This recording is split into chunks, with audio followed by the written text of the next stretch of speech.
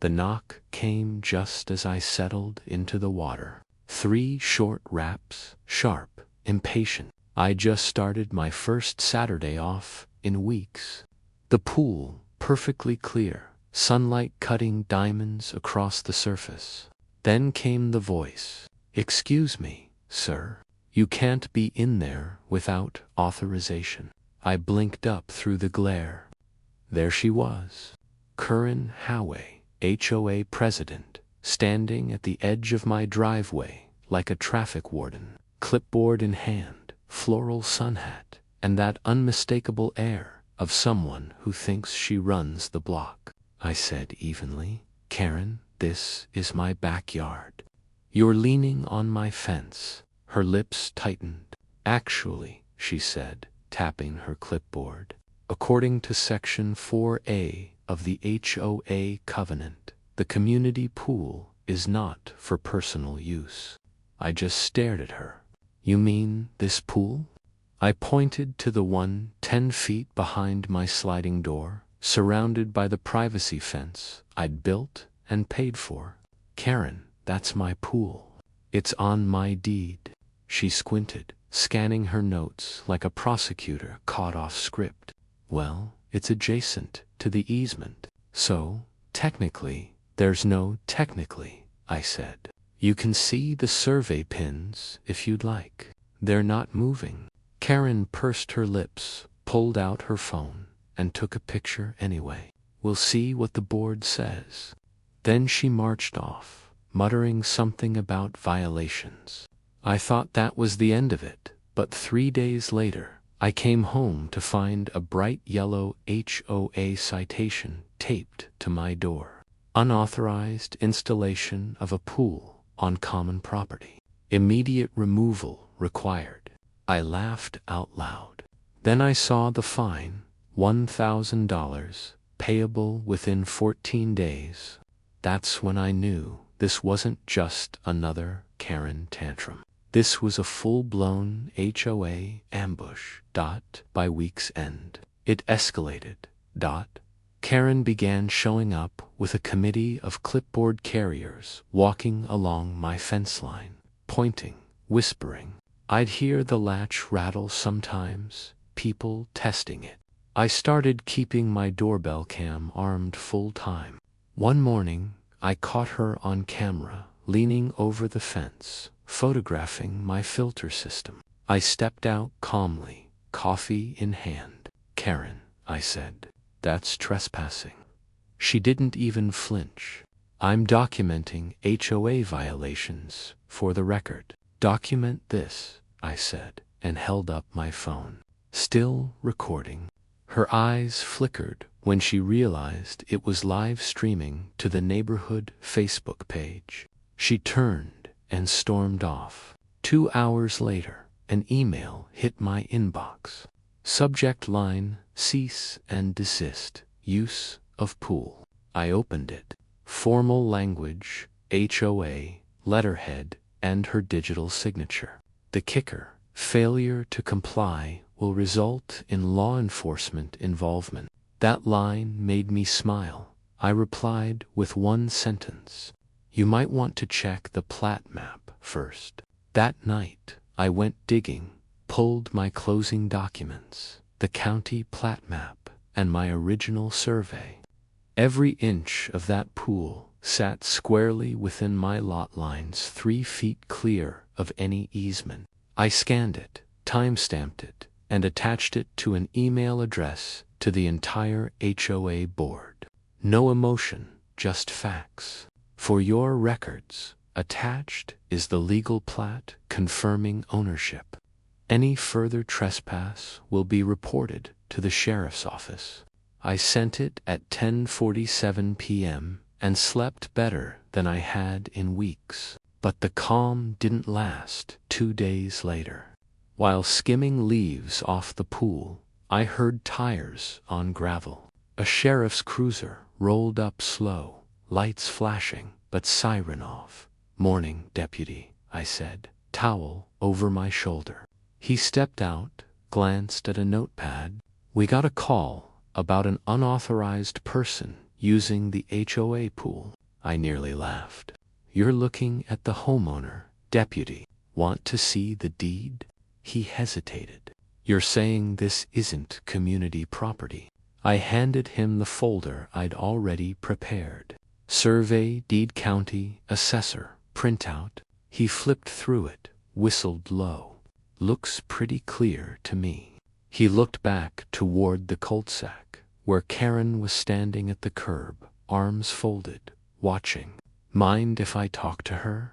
He asked. Please do, I said. The deputy walked off. From where I stood, I could see Karen gesturing wildly, pointing at my house, my pool, even at me. The deputy's body language stayed calm, one hand on his belt, the other jotting notes. After 5 minutes, she deflated, shoulders down, lips pressed tight. He came back, handed me his card. You're good, sir. She's been advised about misuse of 911 for non-criminal disputes. Have a nice swim. I gave him a nod. You, too, deputy. The cruiser rolled off. Karen stomped home, her committee trailing behind like scolded pigeons. But I knew this wasn't over. Karen wasn't the type to admit defeat. And something about the way she'd said, "We'll see what the board says," still echoed in my head. Because if there's one thing HOA bullies hate more than being wrong, it's being proven wrong in public by Monday morning. The neighborhood group chat was on fire.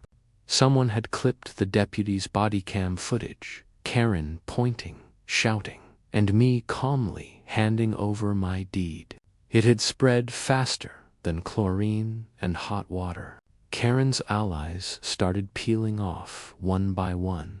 A few even apologized privately, but the HOA itself, silent. No apology, no retraction. Instead, a week later, I got another letter, this time from the HOA's Compliance Committee. It demanded that I cease obstruction of community access to common amenities. In other words, Karen was doubling down. That's when I decided to stop playing defense. If she wanted a paper war, I'd bury her in proof. Step 1. Establish evidence chain. I printed the full plat map from the county GIS website, highlighting my property lines in blue. Then I pulled the original HOA bylaws, digitized from the 1997 incorporation filing. I cross-referenced Section 4A, the same one Karen had quoted. It clearly applied to the shared recreation center 2 blocks away, not private lots. So I made copies, 12 total, with sticky notes, citing page numbers and section titles. I didn't send them, not yet. Step 2. Document harassment. My ring cam had captured every uninvited visit. Karen peering over my fence, her committee snapping photos, even one of them reaching through the gate latch. I compiled it all into a folder labeled Trespass Evidence, Chronological. Each clip got a timestamp overlay and a written log. Then came Step 3, Expert Allies. I called the people, a real estate attorney named Sandra Lee, who specialized in HOA overreach. Second, a licensed surveyor named Blake Morton, who'd mapped half the county's developments. Sandra met me at her office, a quiet suite above a title company. She reviewed the citations and shook her head. "They're bluffing," she said. "They have no jurisdiction over your pool, but the moment you pay a fine or sign anything, you validate the claim, so don't engage directly." She drafted a short letter for me, sharp and surgical, to whom it may concern. The structure in question lies entirely within private property as defined in County Plat, a 11247. Any further correspondence implying common Ownership constitutes defamation and harassment under State Civil Code, Section 47(2). 230, then she added, and will CC the county recorder and sheriff. Karen's about to have a very quiet month. The next afternoon, Blake showed up with his tripod and orange stakes. He ran a laser along my fence, dropped new pins, and printed a high-resolution topographic map right there from his truck printer. "This line here," he said, tracing the red boundary, "is your absolute property limit. The HOA easement ends a full 3 feet before your fence." "Perfect," I said. "Let's notarize that." We did same day. I added it to the file. By that evening, my strategy shifted from defense to deterrence. I sent Sandra's letter to the HOA board CC'd to Karen, the county property assessor, and the sheriff's civil division.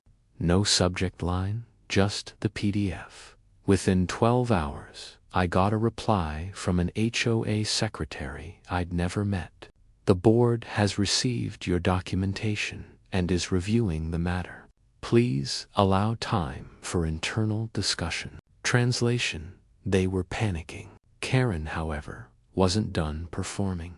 At 9 a.m. the next morning, while I was leaving for work, she intercepted me at the mailbox. "You think you can intimidate me with your little lawyer tricks," she snapped. I looked at her evenly. "Karen, I'm not intimidating anyone. I'm just keeping records." Her nostrils flared. "The board meets Thursday. You'll regret this."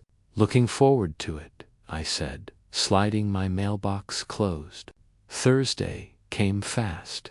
The meeting was in the clubhouse, the so-called community center that actually was HOA property. I brought my binder, my survey, my lawyer's letter, and my phone on record. Karen opened the session like a judge in a bad courtroom drama. "We're here to discuss the unauthorized use of the pool on Lot 47, she said loudly, making sure every neighbor heard. I stood, flipped to my first tab, and said calmly, "Correction. The private pool on Lot 47. Then I laid out the documents in order: deed, plat, notarized survey, HOA, bylaws. The board members leaned in, their expressions shifting from stern to confused to quietly horrified. Section 4A applies to community amenities. Lot 47 is private property. The HOA's attempt to claim ownership is false, defamatory, and per my counsel, legally actionable. The treasurer whispered something to the vice. Karen's jaw tightened. I added, "Oh, and since the sheriff confirmed misuse of emergency services, I filed a written statement.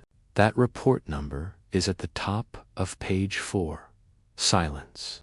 One of the older board members finally cleared his throat. "I think this misunderstanding has gone far enough." Karen started to speak, but the vice chair cut her off. "We'll be rescinding the citation, effective immediately." The gavel dropped. Meeting adjourned, but Karen wasn't looking at me anymore.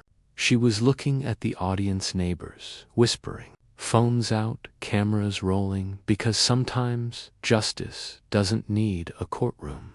It just needs a microphone. 2 weeks after that HOA meeting, things went quiet. Too quiet. Karen stopped her morning patrols. No more clipboard brigade marching past my fence. But the silence felt strategic, like the calm before the next bad idea. I was right. It started on a Sunday afternoon. My neighbor Tom texted me a heads up. FYI, Karen's telling folks the HOA reclaimed your pool. She's saying the board voted to reallocate it for community use. I almost dropped my coffee. Reclaimed. Within the hour, I checked the HOA portal. Sure enough, a new post set under announcements. The community pool on Lot 47 will reopen next weekend for member access pending inspection. My pool, my lot, my inspection. That's when I knew this wasn't just harassment. T was fraud. I didn't yell, didn't rant. I went procedural. Step 1, call Sandra. She answered on the second ring. Tell me she didn't. Oh, she did, I said. They're calling it a community reopening. Sandra sighed. All right, then we'll play it by the book. I'll prep a cease and assist and a trespass warning. But if she tries to hold an event, record everything, done. I didn't have to wait long. That Saturday morning, a folding table appeared on the sidewalk outside my fence.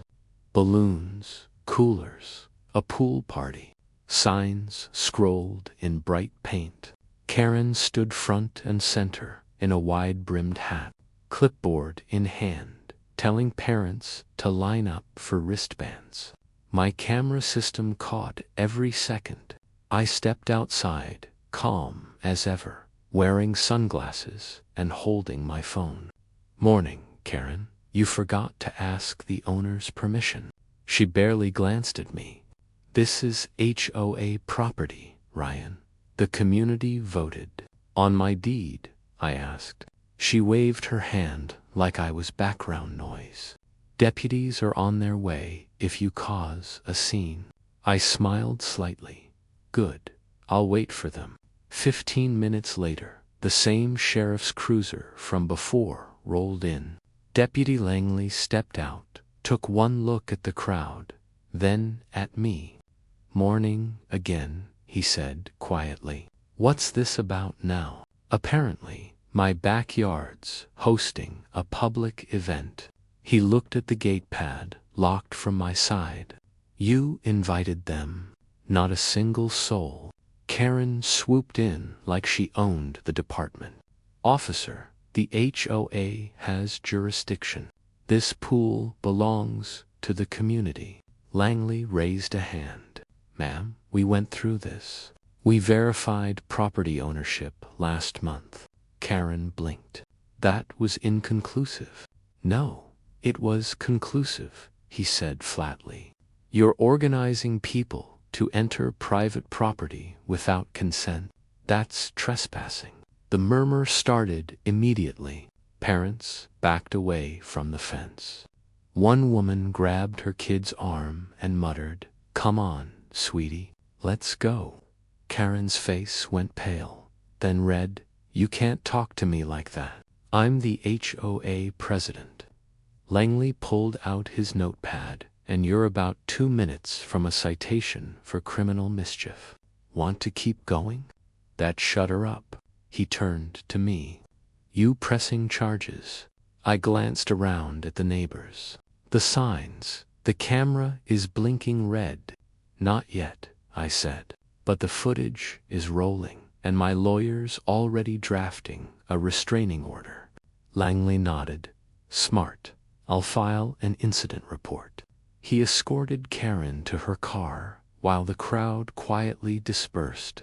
That night, I posted the full video, Karen's community pool stunt, the deputy's statement, the walk of shame. Within 24 hours, it had 80,000 views on Nextdoor, Facebook, and 3 neighborhood pages. The comments were brutal. Imagine calling the cops on the guy who owns the pool, has about to get sued into the deep end. By Monday morning, Karen had resigned. Officially, it was for personal reasons. Unofficially, it was because Sandra's Candace had landed on her desk, alongside the sheriff's trespass report and a pending defamation claim. 2 months later, the HOA sent out a newsletter quietly amending their bylaws, clarifying that private residential pools are not subject to community control. My fine was wiped clean, my legal fees reimbursed. The cherry on top, Karen's replacement, a level-headed accountant named Louis, stopped by one afternoon with a gift basket and a handshake. "We're trying to rebuild trust," he said.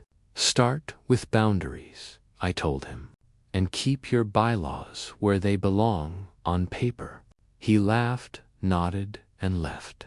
Now, every time I swim, I look at the faint outline on the sidewalk where Karen's pool party sign once stood, a reminder of how fast false authority evaporates when truth hits the water. In this neighborhood, everyone learned something that summer. Ownership isn't loud, it's documented. And as for me, I still enjoy my quiet swims. No citations, no cameras, no interruptions, just sunlight, water, and the calm satisfaction of a man who didn't just win, he proved it.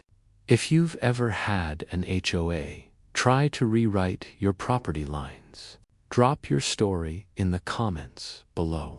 And remember, always know where your survey pins are.